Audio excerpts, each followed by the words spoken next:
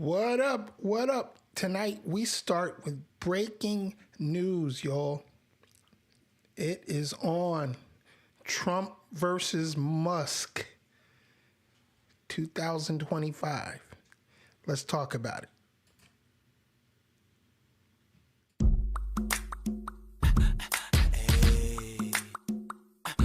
See, the game is lame and absurd, but you spit. You need to sit back and observe a certified pimp. So oh yes he is. I mean that boy does the shit. So mess he is. Fresh to death. Ain't nobody fresh as he is. They can't compare or get next to him because he's so fly. I mean the boy's so clean.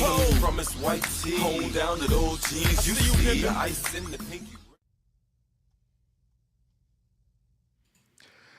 All right, so I'm sure everybody's heard the bromance is over.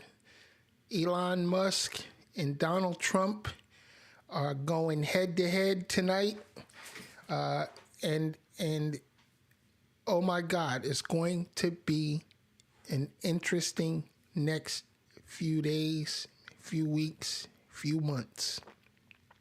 So it all started just the other day when, or a few days ago, when Elon Musk exited the Trump administration and they announced that Doge was being turned over to some other person who's irrelevant. They did this big Oval Office send-off, and, they was all kissy face and buddies and stuff, and not even a full day after Musk was gone, Musk said he couldn't take it anymore. And he talked about how utterly destructive to our economy this one big beautiful bill would be if the Senate passed it. And he urged the Senate to kill the bill. And Trump didn't really say much right away. He kind of, kept under wraps whatever he was feeling at the moment. And then Trump came out and said, I'm a little disappointed, blase.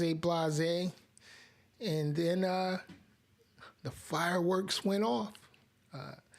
Elon Musk tweeted, because they both own their own platforms, X and what's the other one? Truth Central. But anyway, Elon Musk, I'll say he X'd and said, Donald Trump is all over those Epstein files. That's why he won't release them.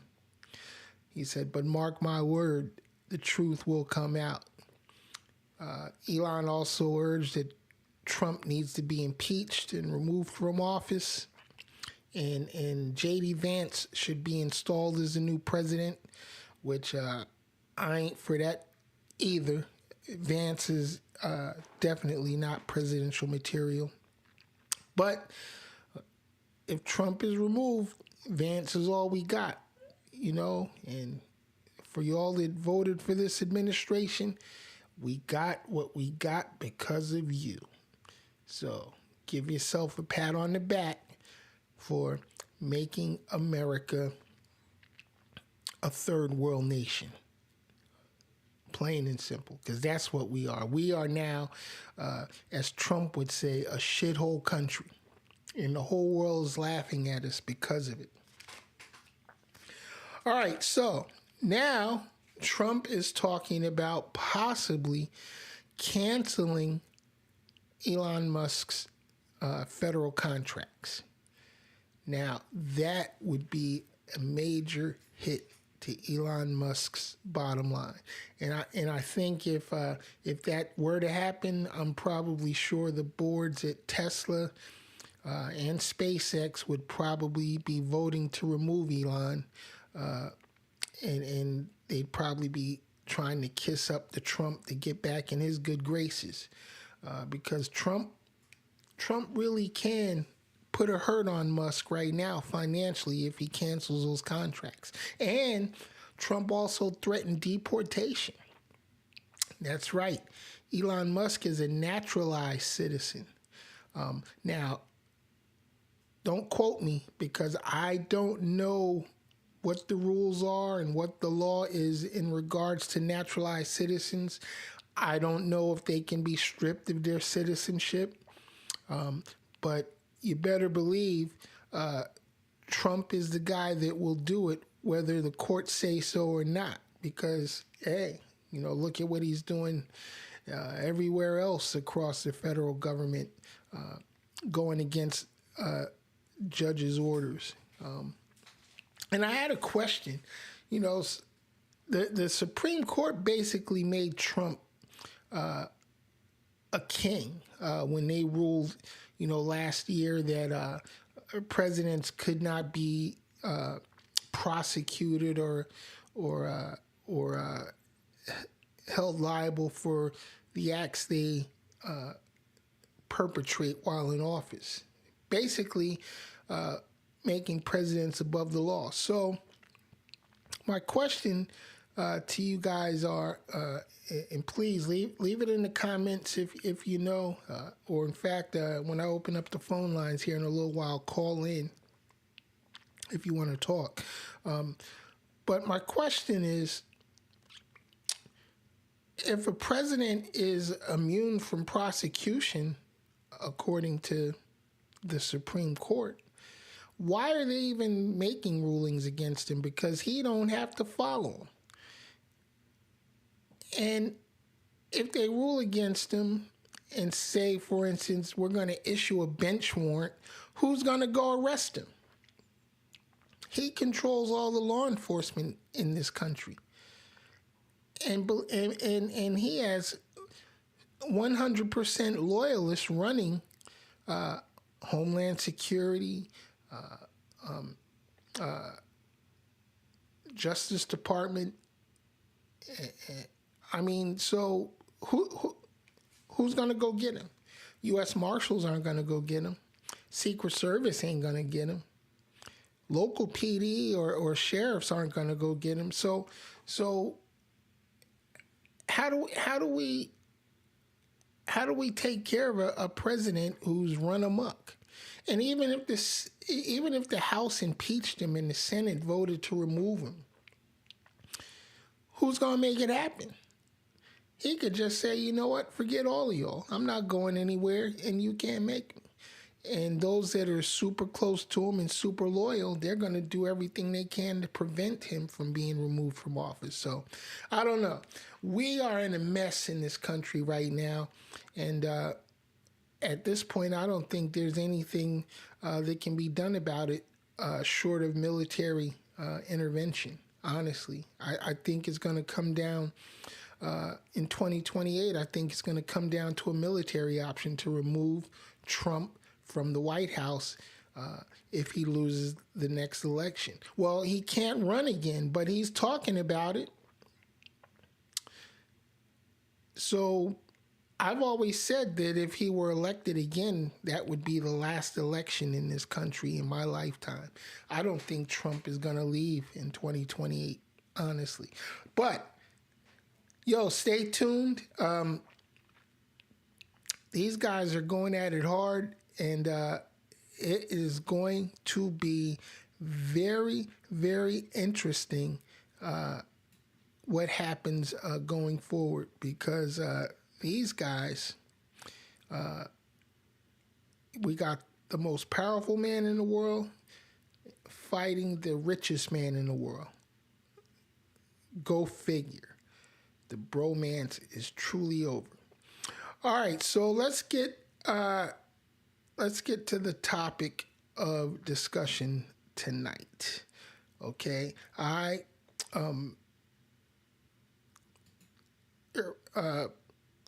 my goodness, hold on. I need to fix something here. All right, let me turn that off and turn that off. All right, so let's get to the topic of discussion for tonight. Escaping the rat race.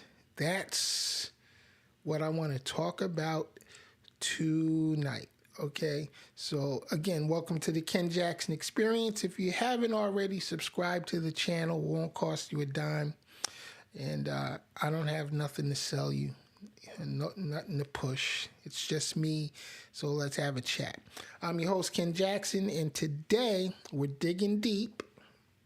As I said earlier, the topic, escaping the rat race. You've heard the term before, and you may even feel it. Feeling stuck, if you're tired, wondering, is this it? Is this all there is? If you're grinding day in and day out just to stay afloat, you're not alone. You're not alone. I used to do that before I was forced into retirement. So this next hour is for you, y'all. So grab a drink, turn up the volume. Let's talk about what it really takes to get free. All right, so the rat race, it isn't just a 9-to-5 job. It's a mindset, it's a system, it's a trap, and we're all in it, unfortunately. We've been taught it from early childhood to early adulthood and on into our senior years that, we have to work hard, own a home, raise a family, all the nuclear family type crap, and don't get me wrong, I raised a family, and I love my kids, I love my grandbabies, sometimes they're a little overrated, but nonetheless, I love them to death, and I wouldn't change any of that. However, this wake up, commute to work, eat, sleep, and repeat, day in, day out, month in, month out, year after year after year, all to chase survival, status, and approval. We're always looking for approval from our peers and our associates and our friends and families. And the crazy part, you can have a good title, a high salary, and still be stuck. I remember feeling that way after I got out of the military and I started my business, and it was tough. Those early days was super tough getting my business up off the ground. But eventually things started to click and come together and started making deals. And before you know it, the checks were coming in and it's making good money. It was making great money. It was living a life, And I'm not going to say every day was peaches and cream because it wasn't. But life was good, or so I thought. And then after my kids were all grown, and so many years had gone by, 30 years. Think about it, I was 30 years old when my first child was born. And now my youngest child is about to be 26 in January. And, I've been forcibly retired for like the last 2.5 years. And let me tell you something. Nobody ever expects to be forced out of work, due to medical issues or anything. But let me tell you something. That was probably my biggest blessing, because once I was forced to sit my tail down and really, look at the big picture, I realized I wasted so much time and didn't get to really live. Now, and let me put it in perspective, because right after high school, I went right into the military. And I was in the Navy for about 8 years active duty, and it was fun. I enjoyed my time in the Navy. I really did. I got to see the world, got to do a lot of things, but it was work. It was work. I was on an aircraft carrier, chasing planes up and down the flight deck for a time or two before I, made rank and got promoted up and, got a cushy office job, and so on and so on. So I got out officially in 1990 in December. Got held over for a few more weeks because that was the time the first Gulf War started, Desert Storm. So I had to stay a few more weeks on active duty. But then I finally got out, came back stateside, and started getting into the 9 to 5 grind. I had to find a job, and life was all turned upside down. But it was not too long after that I started my business. I moved to Florida and, continued building my business. And it was a struggle, it was because I was, a new father, tried to, starting a business, with a newborn, newly married, and it was rough. But eventually, things came together, and then life was lifing, got divorced, paid child support, been through all that. And now here I am, years later, kids are grown. They're all doing their own thing. Me and my ex-wife are great friends, took a long time, and here I am, got a heart condition, so I can't do too much, not too much physical activity, unfortunately. And I'm not going to get any better, so I just live with it. I learned to live with it. I've accepted my condition, and here I am. But I feel more free now than I ever have, because now when I wake up, I'm not stressed out about what I have to do or who I have to satisfy or who I have to check in with. All right? So there, like I said, life was good, but it really wasn't, because I wasn't really happy, because I was working all the time. I didn't get a chance to really spend time with my kids growing up, which I think now is why, I really love my grandkids so much, because, now I can sit and watch them grow. All right. So probably like a lot of you out there, you realize that you don't own your time. You don't own your direction, and you're just following the script that was handed to us after high school, But, I know you're not going to quit overnight. Unfortunately for me, I had to quit literally overnight, because I actually passed out and ended up in the hospital. And that was it for me. So I couldn't go back to work. But a while ago is when I started changing my mindset and realizing that this American dream that we've been sold, it's not a dream at all. It was a nightmare, and it was phony. And so now I'm talking to everybody I come across, and I'm telling people, you look, enjoy your life. Learn how to live for you. Stop putting things off until tomorrow. Stop stressing about things that are out of your control, and just live. Now, here's my question. Why do people stay in the rat race? Number one reason, I think, is fear.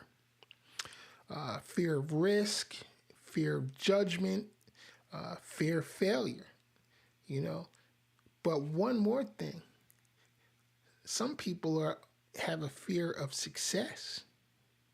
And I didn't realize that until I, met a few people who seemed like they were always on the verge of breaking through, and they would purposely sabotage their own success.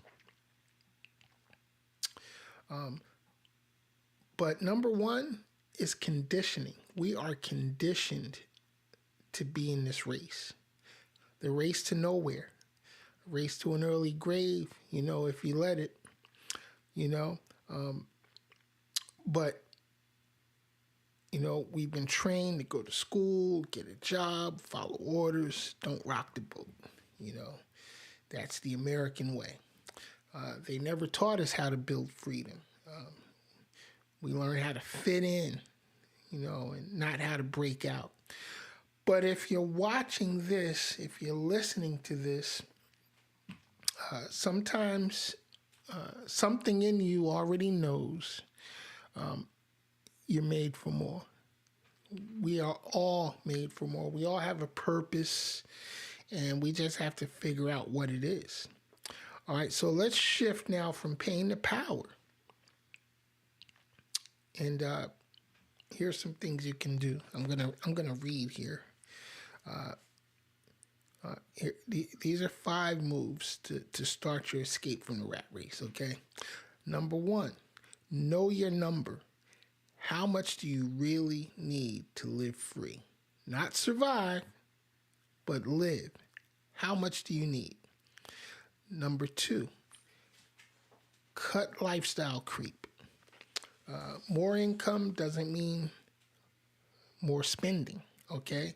It means more investing. It means more leverage, all right?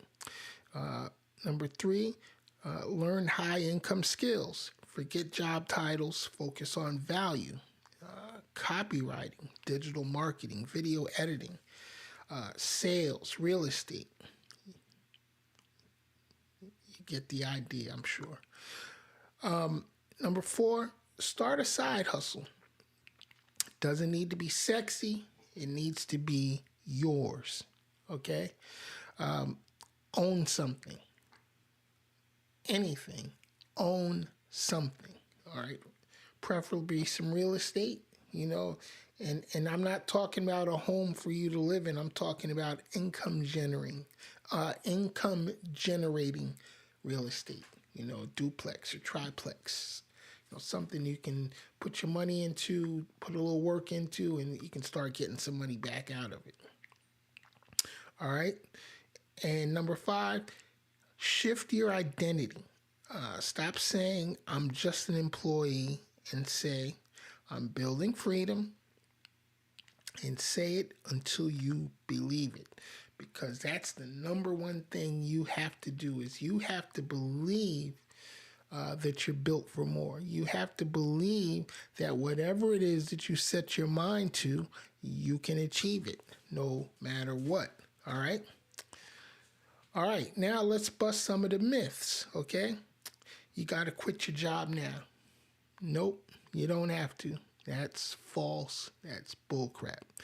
You can still work your full-time job while building your freedom on the side. You can definitely do that. And transition is smarter than panic. All right? So keep that in mind. Next, passive income is a scam. No, it's not. It's slow, but it's definitely not a scam. All right?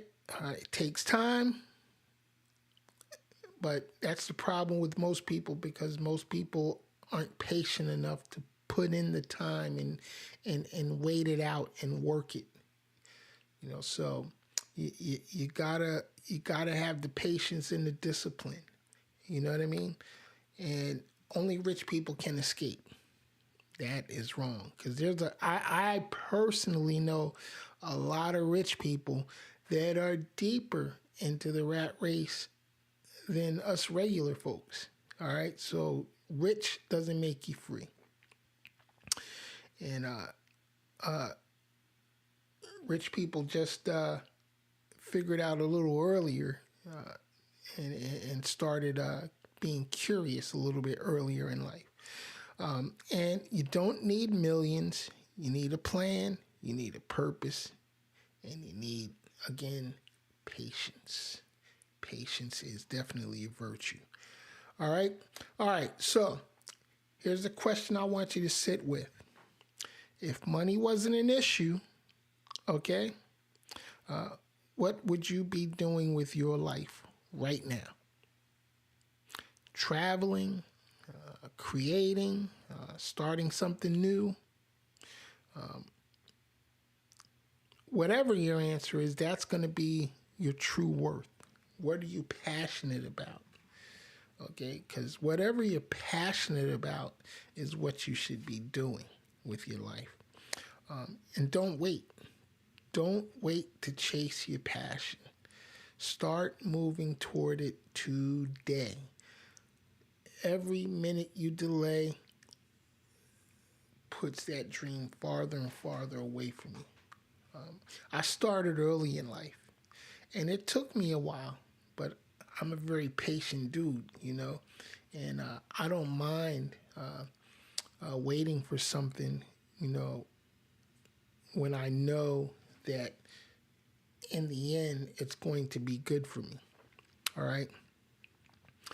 So, read all you can read, learn all you can learn, save, invest, and then experiment a little bit. Got to take a few risks out there. You have to take a chance, and sometimes you got to take a few chances. But if you're afraid to experiment, you're definitely never going to achieve whatever it is that you want to achieve. But most importantly, decide to do it today. Don't wait till tomorrow. Don't put it off till next week. Decide now, and then put your plan into action.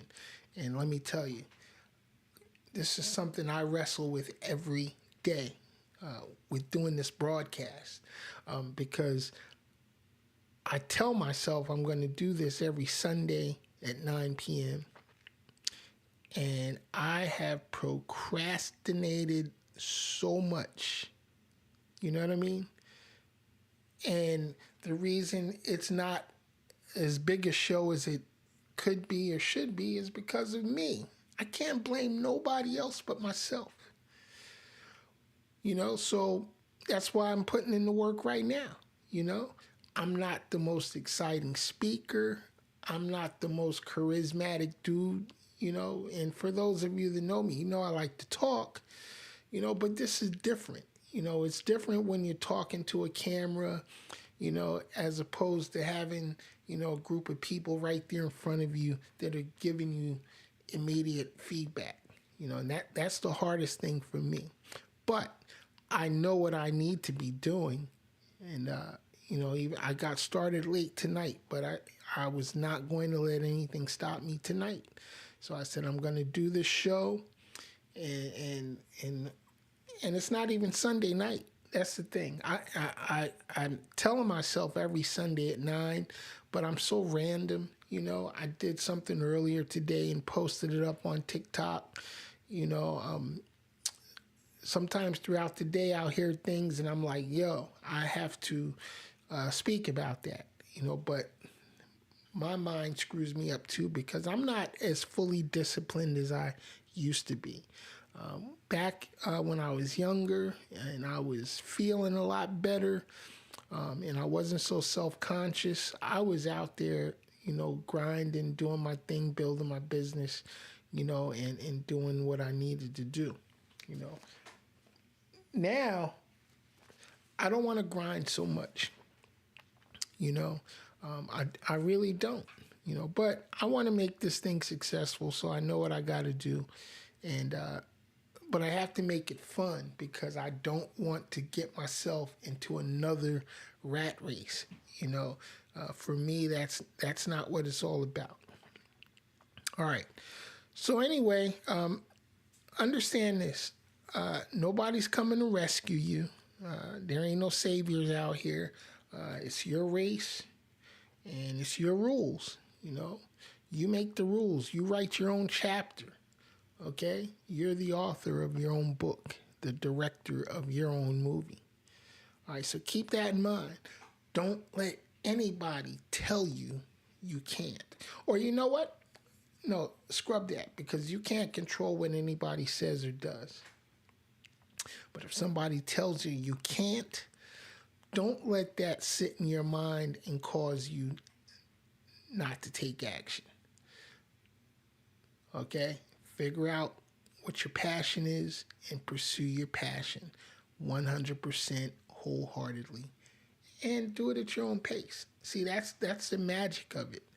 You can set the pace of your own race. All right? All right, so check it out. If this episode hit home with you, if you got anything useful out of it, share it, with someone else you think might need to hear it. Write down one thing that you'll do this week, okay, to build your freedom. All right. Subscribe, review, and connect, because this is just the beginning. You weren't born to be a rat. You were born to be free. All right? This is the Ken Jackson Experience. Stay bold, stay woke, and as always, stay tuned. If you haven't subscribed to the channel, please do. Check out all my social media sites. Look for me under Crazy Baby TV World. And like I said, sign up. Won't cost you a dime. I ain't trying to sell you nothing. Oh, you know what? And I'm sorry, I didn't open up the phone lines tonight, but that's okay. We'll open them up on the next broadcast, I promise. All right, so until next time, everybody, just, stay frosty, do your thing, and watch this. Where's it at? Right here. Yeah, right here. Watch these guys this week. This shit's going to be crazy.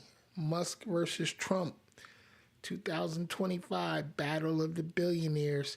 It's going down. All right, y'all. I'm your man's Ken Jackson. I will see y'all next time. Peace.